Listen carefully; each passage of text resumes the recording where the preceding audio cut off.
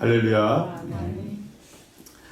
오늘은 제목이 좀 깁니다. 살리는 것과 죽이는 것 어느 것이 옳습니까? 라는 제목을 가지고 함께 은혜를 나누도록 하겠습니다.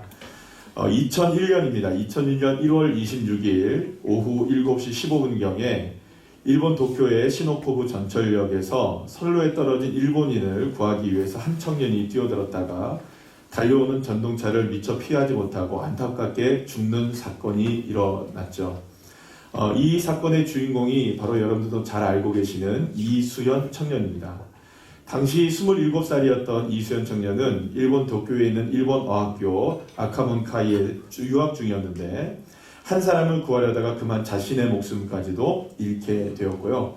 일본에서와 그리고 또 우리나라에서 이렇게 사후에 훈장을 받게 될 정도로 의인으로 우리가 바라보고 있는 그런 사람입니다. 자, 그런데 이 일은 일본 사회에 굉장히 큰 충격을 가져다 주었다고 합니다.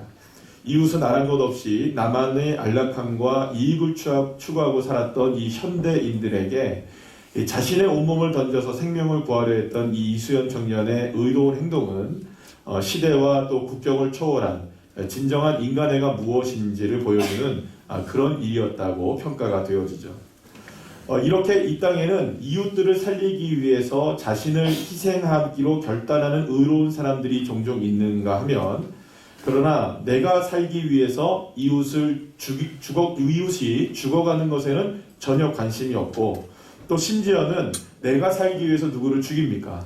이웃을 죽이는데도 결코 꺼리낌이 없는 그러한 사람들도 많이 있는 것을 보게 됩니다. 자, 그런데 오늘 본문에는 바로 이러한 두 부류의 사람에 관한 이야기가 나와 있는 것을 우리가 보게 됩니다.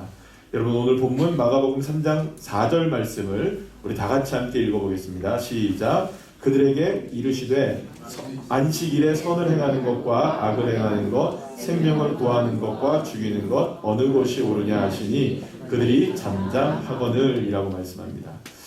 예수님은 선을 행하는 것과 악을 행하는 것, 생명을 구하는 것과 죽이는 것 중에 어느 것이 옳은 선택이느냐라고 말씀하고 계시는 것이죠. 그리고 이 질문은 오늘 저와 여러분을 향한 주님의 질문이기도 합니다. 사랑하는 여러분, 예수님께서 저와 여러분의 생명을 살리시기 위해 십자가를 아낌없이 짊어지셨던 것과 같이 저와 여러분은 결코 죽이는 길에 서지 않고 예수님처럼 살리는 옳은 길에 서서 생명의 삶을 살아가는 저와 여러분 되시기를 간절히 축원합니다.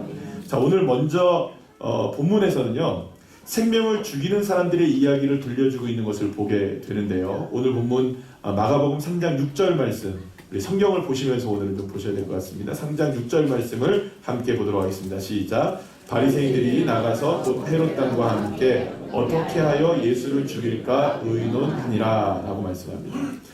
예수님 당대의 종교 지도자들은 어떻게 하면 예수님을 죽일 수 있을까를 모의하기 시작했습니다.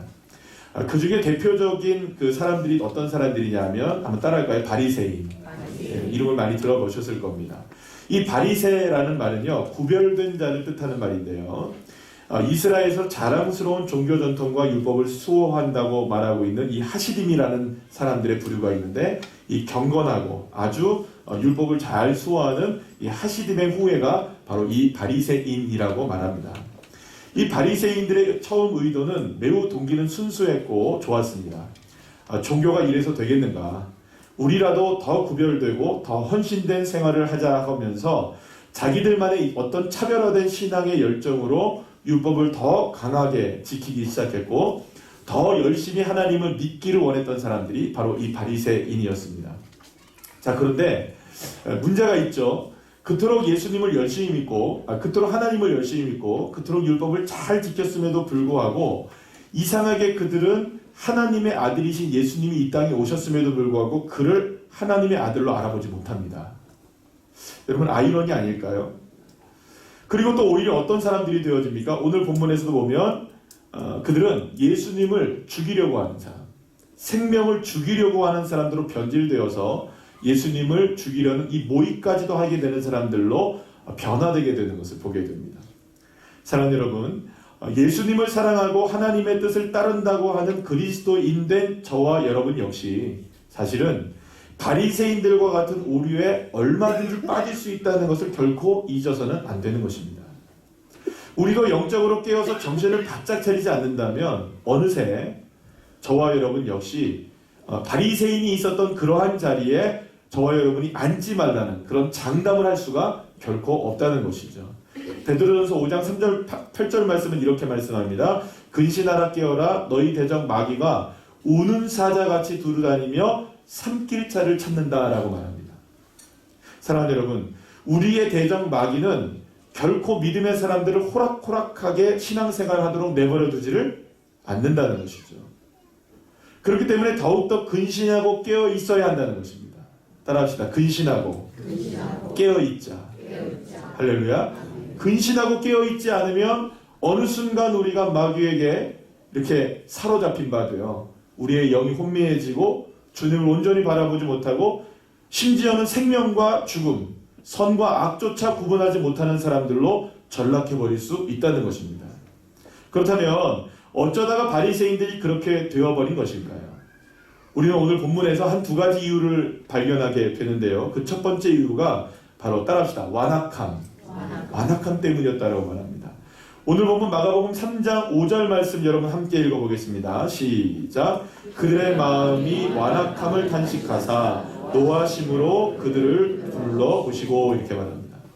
여기서 완악하다라는 말 헬라어 포로스라는 말은요. 돌같이 굳어진 것 그리고 또 무감각해진 것 어둡게 된 것을 의미하는 단어입니다. 그러니까 예수님은 지금 바리새인들의 마음이 어두워졌다고 말합니다. 그렇다면 왜 어두워졌을까요? 왜 돌같이 굳어졌을까요? 오직 자기만을 생각하고 오직 이기적인 마음만 갖고 있다 보니까 그들의 마음이 굳어지고 무감각해지고 어두워지게 되었다라고 말하고 있는 것입니다. 또 하나의 이유가 오늘 본문 마가복음 3장 2절 말씀에 나오는데요. 그들은 예수님이 어떤 행동을 하실지를 주시하고 엿보고 있었다는 것을 우리가 보게 됩니다. 여러분 3장 2절 말씀 다 같이 한번 읽어볼까요? 시작. 사람들이 예수를 고발하려 하여 안식일에 그 사람을 고치시는가 주시하고 있거늘 이렇게 얘기합니다. 여기서 주시하다라는 말의 헬라어 테레오라는 말은요. 가까운 근처에라는 뜻의 파라라는 말과 지키다라는 뜻의 테레오라는 말의 합성어로 이어진 말입니다. 그러니까 이 말은 무슨 말이냐? 바리새인들이 예수님을 이렇게 주시하고 있었던 것, 이렇게 엿보고 있었던 것은 예수님을 향해서 마음을 열려고 하는 마음이 있었다는 겁니까? 없었다는 겁니까? 전혀 없이 그저 시선이 끝까지 누구의 생각으로만, 자기의 생각으로만 가득 찬 채로 예수님의 주변에 머물 뿐, 저 사람이 어떻게 행동하지? 판단하려고 하고 저 사람이 무슨 죄를 짓나? 정죄하기 위해서 시선을 그렇게 보고 있는 모습을 말하는 것이 이 주시하고 있다라는 파라테레오라는 말이라는 것입니다. 사실 바리새인들은 너무나 신앙이 좋은 모습의 사람들이었습니다. 사실은 저와 여러분이 게임도 안 되는 사람들입니다. 왜냐하면 그 사람들은 1시간 기도하는 것이 옳다고 누구나 다 얘기할 때 그 사람은 홀로 몇 시간을 기도하는 겁니까? 2시간, 3시간을 기도해요. 하루를 금식해도 되는데 이틀을 금식하는 사람들입니다. 성경 한 10장만 읽어도 되는데 성경을 100장을 하루에 읽어버리는 사람입니다. 이거 게임 됩니까? 안 됩니까? 그렇게 안 돼요. 우리가. 그런데 왜 예수님은 그렇게 열정적인 신앙을 가지고 있고 또 그 누구보다 자신들만큼 하나님을 사랑하는 사람이 없다고 자부하고 있었던 그들의 마음이 돌같이 굳어져 있고 무감각해져 있을 뿐만 아니라 어두워져 있고 그리고 또 누군가를 왜 판단하려고 하고 정죄하려고 하고 지적하려고 하고 비판한 자리에 서 있게 되는가? 왜 그런 사람이 되었는가? 그것을 주님이 오늘 이 시간 말씀해 주고 있다는 것이죠. 그런데 그 이유가 무엇인지를 오늘 나오는 두 가지의 사건을 통해서 우리가 알게 되는데 이 모두가 다 따라합시다. 안식일. 이 안식일에 관련된 두 가지의 사건이 연결돼서 나오게 되는 것을 보게 됩니다. 여러분 오늘 본문 마가복음 2장 23절 말씀 우리 다 같이 함께 읽어볼까요? 시작. 안식일에 예수께서 밀밭 사이로 지나가실새 그의 제자들이 길을 열며 이삭을 자랐다 이렇게 얘기합니다. 예수님과 제자들은 안식일을 맞아서 아마도 회당을 가고 있었던 것 같습니다. 그런데 제자들이 너무나 배가 고픈 나머지 밀밭 사이를 지나가다가 어떻게 한 겁니까? 밀을 몇 알을 이렇게 나사를 이렇게 비벼서 이렇게 먹었던 거예요. 여러분 큰 일입니까? 작은 일입니까? 뭐 그렇게 별반 큰 일은 좀 아니라고 여러분들 생각이 드시죠? 자, 그런데 이 일을 두고 예수님을 늘 주시하고 있고 늘 엿보고 있었던, 그리고 예수님을 비판하기를 원했던, 예수님을 지적하기를 원했던 사람들이 그 일을 두고 완악한 마음을 가지고 예수님의 제자들이 이삭을 잘라먹은 것을 두고 어떻게 안식일에 그런 일을 할 수 있느냐라고 하면서 예수님과 제자들을 비난하게 되었던 것입니다. 여러분, 오늘 보면 24절 말씀 다 같이 한번 읽어볼까요? 시작. 바리새인들이 예수께 말하되 보시오, 저들이 어찌하여 안식일에 하지 못할 일을 하나이까? 라고 말합니다. 그런데 여기서 여러분, 하지 못할 일을 하고 있다라는 이 말을 헬라어로 직역을 해보면 어떤 의미가 되냐면 옳지 않은 일을 하고 있다라는 의미가 됩니다. 따라합시다. 옳지 않은 일을 하고 있다. 자, 그러면 다시 말하면 뭡니까? 지금 바리새인들은 예수님에게 무엇이 옳은지 무엇이 그른지를 본인이 스스로 먼저 판단을 내리고 예수님과 제자들은 옳지 못한 일을 하고 있다라고 정죄하고 있다는 것이죠. 정죄. 그리고 율법이 정한 대로 안식일에는 절대로 그런 일을 해서는 안 된다고 누구에게 경고하고 있는 겁니까? 예수님에게 경고하고 있는 것이죠. 사실 여러분, 다시 말씀드리지만 나달 좀 몇 개 뜯어먹은 것도 큰일이 아닌데 왜 이렇게 바리새인들은 호들갑을 떨었던 것일까요? 그런데 당시에 그 유대인들이 지키고 있었던 이 안식일에 관한 규례를 보게 되면 우리가 좀 이해할 수 있는 부분이 있습니다. 안식일에 관한 규제가 몇 가지였냐면 39가지였습니다. 따라합시다. 39가지. 그러니까 여러분, 안식일에 하지 말아야 될 게 몇 가지라고요? 39가지에 곱하기 몇을 해가지고요 260가지가 넘는 것을 하지 못하게 돼 있었어요. 그러니까 여러분, 이날에는 음식 못합니다. 예, 그리고 뭔가 이렇게 누르는 거 못해요. 그래서 지금도 저는 아직 안 가봤지만 제가 들은 얘기는 뭐냐면 이스라엘에 가면은 지금도 호텔에 가면 안식일 전용 엘리베이터가 있답니다. 안식일 전용 엘리베이터. 왜냐하면 딱 앞에 가면 자동적으로 문이 열리고 버튼을 누르지 않아도 음성으로 이렇게 해서 올라갈 수 있는 그런 게 있대요. 왜냐? 이 버튼 한번 누르는 게 일이에요. 이게 누르는 거 2층. 여러분 주일날 여러분 우리 교회는 예배 못 드립니다. 4층까지 올라오지 못하는 거예요. 그러니까는 이렇게 철저하게 지금도 지키고 있는 사람들이 있다고 하네요. 그러니까 여러분 생각해 보세요. 39가지의 안식일의 규례를 지키고 있었던 이 바리새인들에게, 유대인들에게 본다면 특히 이 수학에 관한 것, 이 곡식을 거둬들이는 수학에 관한 것이 이 39가지 규례 중에 몇 번째에 해당되냐면 3번째에 해당되는 거예요. 순위가 어떻습니까? 굉장히 높아요. 제가 출애굽기 34장 21절 말씀을 읽어드릴 텐데 잘 들어보시기 바랍니다. 너는 엿새 동안 일하고 일곱째 날에는 쉴지니 밭 갈 때나 거둘 때에도 쉴지며 이렇게 말합니다. 그러니까 안식일에는 절대로 수확을 해서는 안 되는 것이었어요. 규정되고 있었던 거예요. 출애굽기 34장의 말씀에 근거를 해서 이렇게 안식일에는 수확을 할 수가 없었던 거예요. 그런데 이 바리새인들은 뭐까지 지금 수확이라고 얘기하고 있는 겁니까? 지나가다가 배가 고파서 엄밀히 보면 수확 맞습니까? 안 맞습니까? 맞죠? 이렇게 비벼가고 어디에 들어왔으니까 땅에 버린 게 아니고 입에 싹 이렇게 집어넣었으니까 어쨌든 수확을 한 거잖아요. 그냥 이게 수확을 했다 그래가지고 안식일 규례를 어겼다라고 지적하고 있었던 것이었어요. 이 안식일 규례를 어기고 이삭을 잘라먹은 것이 옳은 일을 한 것이 아니라라고 예수님을 비난하게 되었던 것이죠. 사랑하는 여러분, 여러분 어떻게 생각하십니까? 한번 여러분 잘 생각해 보세요. 안식일이니까 규례를 철저하게 지켜서 어떠한 상황이든 절대로 이삭을 잘라 먹어서는 안 된다고 여러분 생각하십니까? 아니면 좀 그토록 배가 고픈데 좀 이삭 몇 알 이렇게 비벼서 먹는 거가 뭐 그렇게 큰 죄를 진 것이라고 그렇게 비난받을 일이냐라고 여러분 생각하십니까? 여기서 잠시 또 다른 오늘의 본문 이야기를 함께 나눠보도록 하겠습니다. 이렇게 안식일에 관한 규례로 충돌이 벌어지고 난 뒤에 예수님과 제자들은 다시금 회당에 들어가시게 됩니다. 그런데 그곳에는 예수님을 고발하려고 엿보고 있었던 또 다른 바리새인들이 많이 있었던 거예요. 그런데 바로 그때 예수님께서는 그 무리들 가운데 한 손이 마른 사람을 보고 그 사람을 불러서 가운데 사람들 중심에 세우게 되십니다. 그리고는 어떻게 하면 예수님에게서 꼬투리를 잡을 수 있을까? 그래서 어떻게 하면 예수님을 고발할 수 있을까?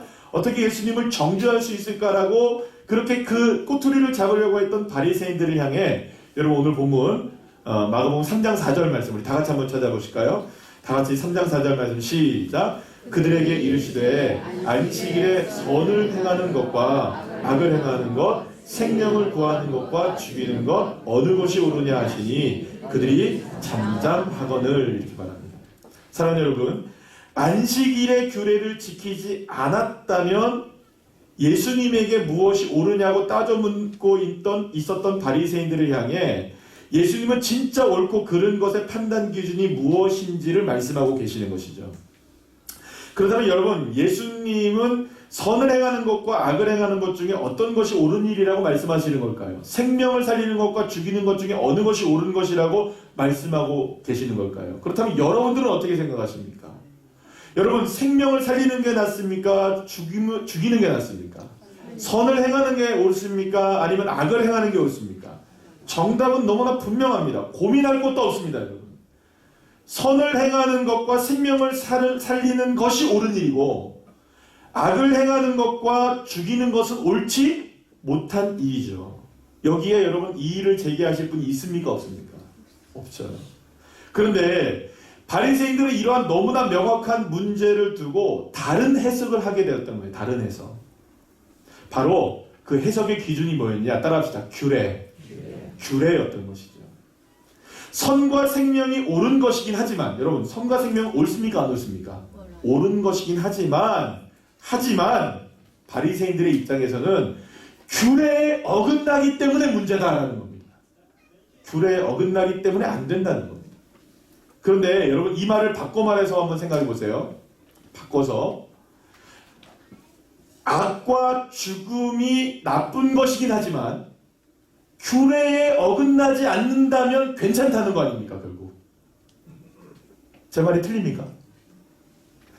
다시 말하면 바리새인들은 옳고 그름의 문제에 있어서 생명과 죽음, 선과 악에 대한 문제가 아니라 가장 중요한 것이 무엇이냐? 규례가 기준이 되어 있었다는 것이죠.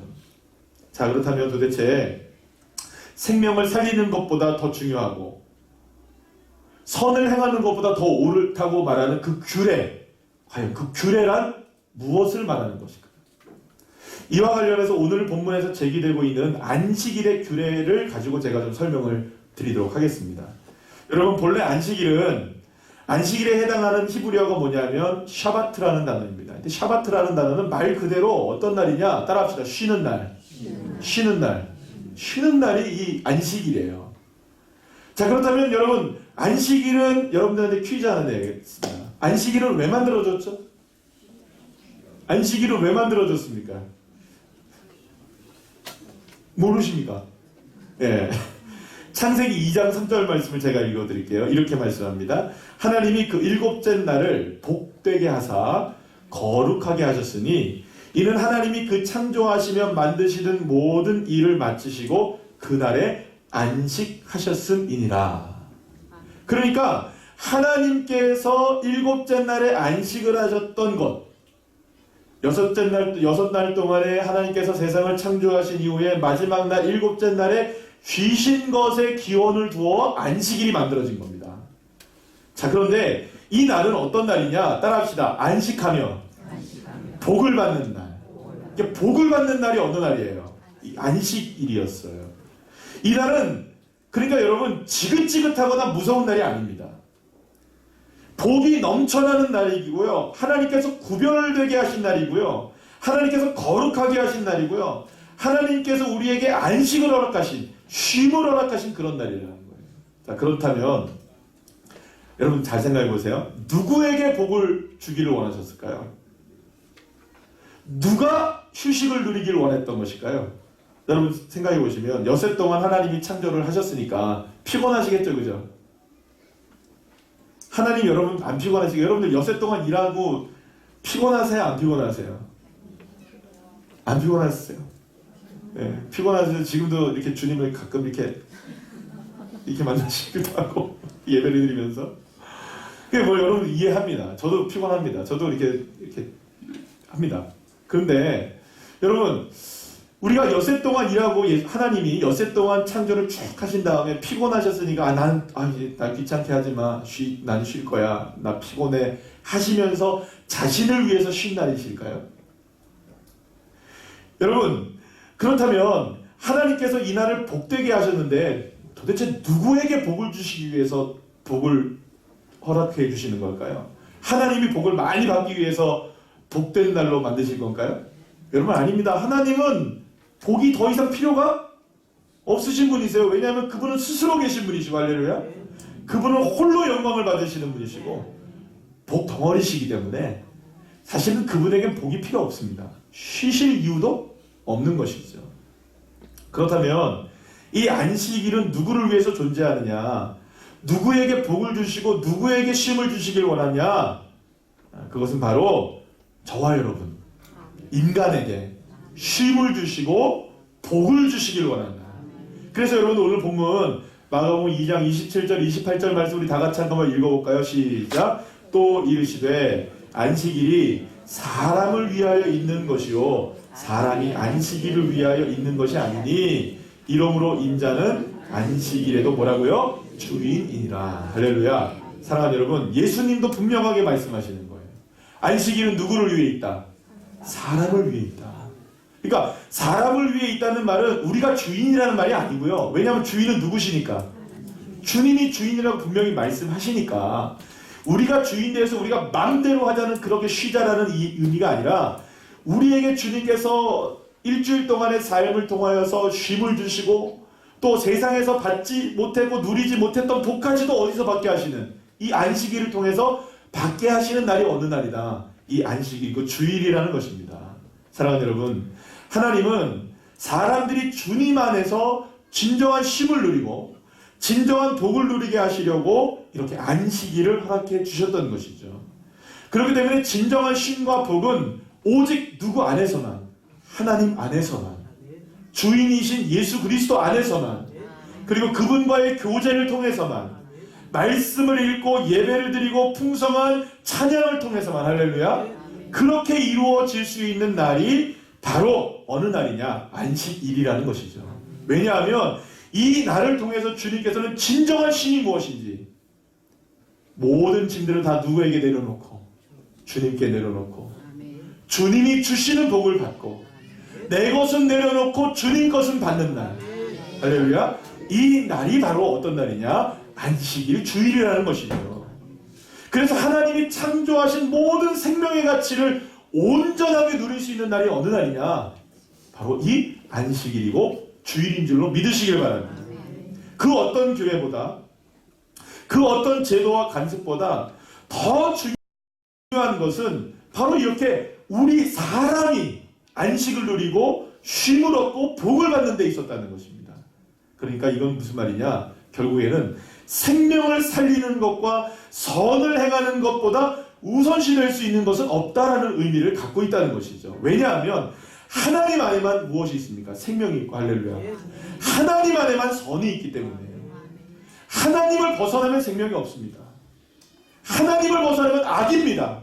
하나님을 벗어나면 그것은 모두가 다 죽음이기 때문에 주님 안에서만 참된 생명이 있고 주님 안에서만 참된 선이 있기 때문에 주님은 우리를 세상 가운데 보내셔도 다시금 불러들이셔서, 할렐루야, 그래서 주님 안에 거하게 하셔서 진정한 쉼을 누리게 하시고 진정한 복을 주시기를 원하시는 분이 하나님이시라는 것이죠.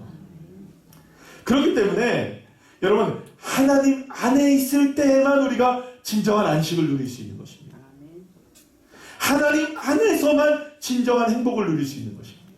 그래서 예수님은 비록 바리새인들이 안식일 규례를 어긴 것을 두고 어떻게 하면 예수님을 책잡을 수 있을까를 주시하며 엿보고 완악한 마음으로 예수님을 바라보고 있다는 것을 아시면서도 회당 안에 들어가시자마자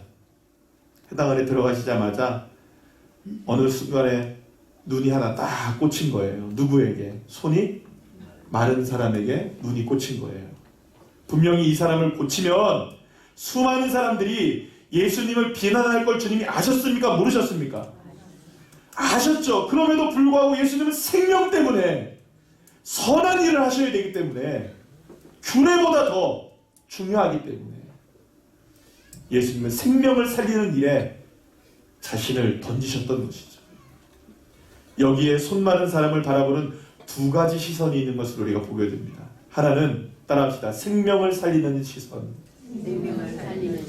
또 하나는 뭐냐면 규례를 따지는 시선. 바리새인들의 시선과 예수님의 시선이 있었다는 거예요. 이것이 바로 여러분, 주님께서 저와 여러분이 오늘 이 시간에 우리의 삶을 보게 하시는, 우리의 영적인 눈을 보게 하시는 두 갈래의 길이라는 것을 기억하셔야 됩니다. 그리고 예수님은 자신을 향해 비난의 화살이 쏟아질 것을 너무나도 아시면서도 불구하고 결코 뒤로 물러가지 않으시고 손 마른 자에게 생명을 주시고 그에게 선을 행하셨던 것입니다. 사랑하는 여러분, 예수님은 한 영혼을 살리시고 한 생명을 살리시기 위해 기꺼이 자신을 희생하셨던 것입니다. 비록 안식일을 범하는 자라는 오해를 받고 비난을 받을다 할지라도 이 한 사람을 살릴 수만 있다면, 이 한 사람에게 선을 행할 수만 있다면 주님은 자신의 몸을 던져서라도 그 생명을 살리시겠다. 사랑하는 여러분, 그리고 이것은 거기서 끝나는 일이 아니었던 것입니다. 예수님의 이러한 희생과 사랑은 이 회당장 안에서만 일어났던 것이 아니라 이후에 예수님은 십자가까지도 그 모든 것들을 이끌어 가셔서 더욱더 선명하게 우리를 사랑하시고 우리를 위해서 희생하셨다는 것을 분명하게 생명을 살리는 일에 자신의 삶을 드렸다는 것을 우리에게 보여주셨던 것입니다. 사랑하는 여러분, 예수님께서 왜 십자가를 지셨을까요? 예수님께서 왜 십자가에서 피를 흘려 죽으셨을까요? 만약 여러분 예수님이 규례 때문에 어쩔 수 없이 평판 때문에 예수님이 그냥 하나님의 아들이시니까 그냥 어쩔 수 없이 나는 싫은데 그냥 이것 때문에 어쩔 수 없이 그렇게 여러분 십자가를 짊어지셨다면 아마도 그거는 참 의미 없는 죽음이 될 수밖에 없는 것이죠. 그러나 여러분, 예수님은 그렇게 십자가를 지신 분이 아니십니다.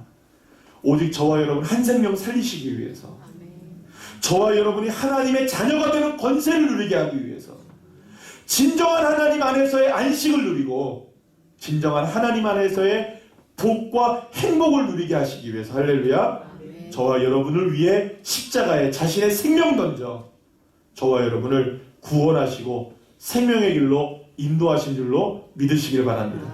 자, 그런 의미에서 회당 안에 앉아 있었던 손 마른 자를 바라보셨던 예수님의 마음은 바리새인들과는 전혀 다른 것이었던 것이죠. 바리새인들의 마음은 완악했습니다. 그러나 예수님의 마음은 사랑이셨습니다.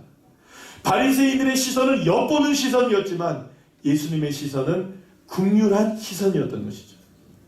그리고 예수님은 이대로 둘 수는 없다. 그런 마음을 가지고 손 마른 자를 일으켜 세우셨고 그를 고쳐주셨던 것입니다. 그리고 그 예수님이 오늘 이 시간에 저와 여러분에게 동일하게 다가오시는 줄로 믿으시길 바랍니다. 이대로 둘 수 없다는 겁니다. 예수님이 우리를 이대로 둘 수가 없다시는 겁니다. 이제는 예수님의 생명으로 우리를 살리시겠다는 겁니다. 진정한 쉼을 주님께서 주시겠다는 것입니다. 진정한 복을 주님 안에 누리게 하시겠다는 것이죠. 그래서 예수님이 십자가를 지셨고 주님께서 우리에게 생명을 주시고자 자신의 삶을 던지셨던 것이죠. 사랑하는 여러분, 이것이 바로 주님의 마음이신 줄 믿으시길 바랍니다. 생명을 살리시기 위해 자기 자신을 아낌없이 버리신 예수님의 사랑이 바로 저와 여러분 오늘 이 시간에 함께 하시는 줄로 믿으시길 바랍니다. 자, 그렇다면 이제 저와 여러분에게 주어지는 한 가지 질문이 있겠죠.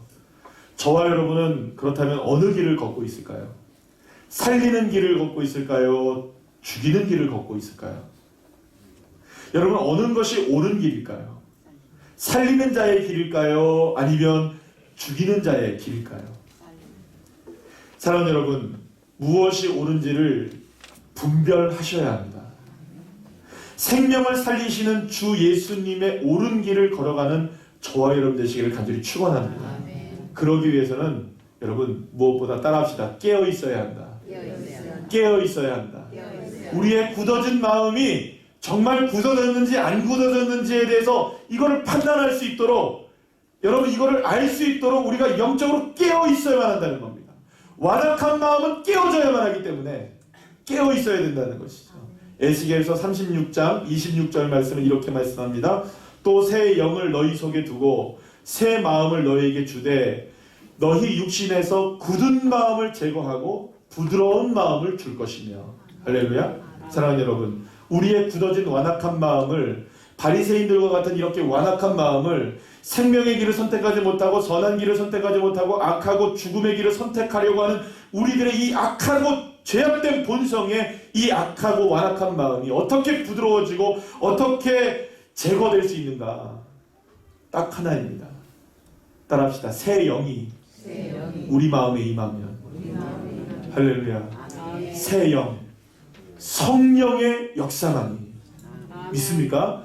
성령의 역사만이, 주님의 역사만이 저와 여러분에게 임하셔야만 저와 여러분이 생명의 길을 걸어갈 수 있다는 거죠.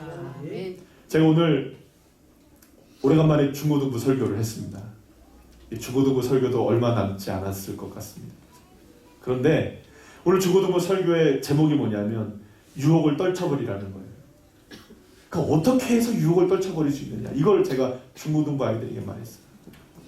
여러분, 유혹이라는 것은 우리에게 끊임없이 다가옵니다. 여러분 한번 생각해 보시죠. 유혹을 안 당하시는 분 있습니까? 없습니까? 예, 유혹을 안 당하시는 분. 마트 가는데 시식코너 그냥 지나가시는 분 없으시죠? 예, 다 먹고 갑니다. 저녁 해결하죠, 그죠? 그러니까 여러분, 이 유혹을 우리가 뿌리칠 수 있는 게 아니에요. 어떤 유혹이든지 우리에게 다 다가옵니다. 그런데 여러분, 유혹이 다가올 때마다 다 해봐요. 죽습니다. 배가 터져 죽든지 이래 죽든지 저래 죽든지.